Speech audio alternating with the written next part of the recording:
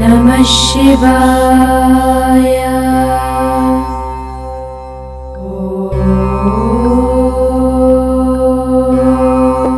మన దేశ సంస్కృతిలో పాముని మనం దేవుని ప్రతినిధిగానే చూస్తాం.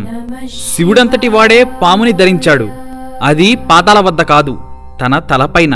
జీవ పరిణామ ప్రక్రియలో మానవ జన్మ వైపు పడిన అడుగులలో పాము జన్మ ఒక ముఖ్యమైన అడుగుగా చూపబడింది. అందుకే ఈ సంస్కృతిలో మీరు ఏ గుడికి వెళ్ళినా పాములుంటాయి. అందరికీ తెలిసినంత వరకు పాము లేని గుడి అంటూ ఉండదు. ఎక్కడో ఒక చోట ఒక చిన్న పాము విగ్రహమైనా ఉంటుంది. అన్ని ప్రాచీన దేవాలయాల్లో పాములున్నాయి. మీరు ఏ దేవాలయాన్ని సందర్శించినా అక్కడ పాముల కోసం ప్రత్యేకంగా ఒక స్థానం ఉంటుంది. ఎందుకంటే అది జీవ పరిణామ క్రమంలో చాలా ముఖ్యమైన మలుపు. ఎన్నో విధాలుగా జీవ ప్రేరణకు కారణం కూడా అదే. గుడిలో మనం పాము విగ్రహాలు చూస్తుంటాం. ఇక గుడిలోకి అప్పుడప్పుడు పాములు కూడా వస్తుంటాయి. మరి నిత్యం గుడిలోనే ఉండే పాము ఉంటే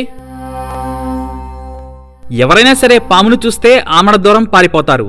కానీ ఈ గుడిలో నిత్యం పాముకి పూజలు చేస్తారు. పాము అంటే ఏదో చిన్నది కాదు, 6 కాదు 7 కాదు, ఏకంగా 19 అడుగుల త్రాచుపాము. మీరు చూస్తున్నది అదే. దీనికి నిత్య పూజలు జరుగుతాయి. ఈ పూజలు జరిపించుకుంటున్న పాము 19 అడుగుల కోబ్రా.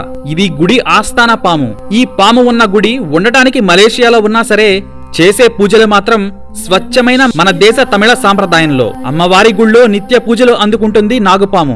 దేవుడికి ఎలాగైతే దూపదీప నైవేద్యాలతో పూజలు చేస్తారో అలాగే ఈ పామును కూడా దేవుని ప్రక్కనే పెట్టి మరీ పూజలు జరిపిస్తారు. గంట పాటు జరిగే ఈ పూజలలో ఆ పాము అదరకుండా బెదరకుండా మనుషుల్ని భయపెట్టకుండా కూడా పూజలు అందుకుంటుంది.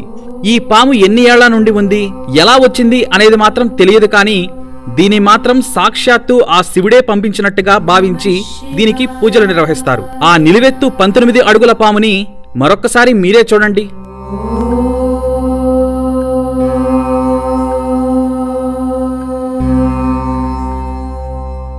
नमः शिवाय।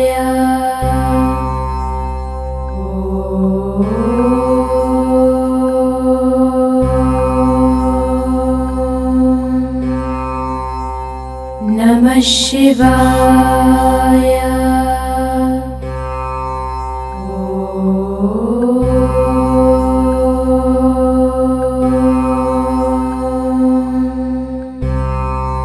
नमः शिवाय।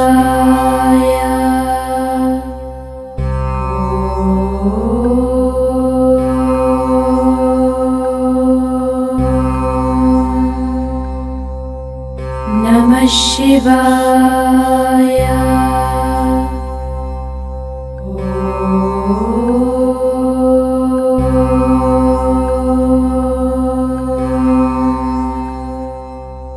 नमः शिवाय।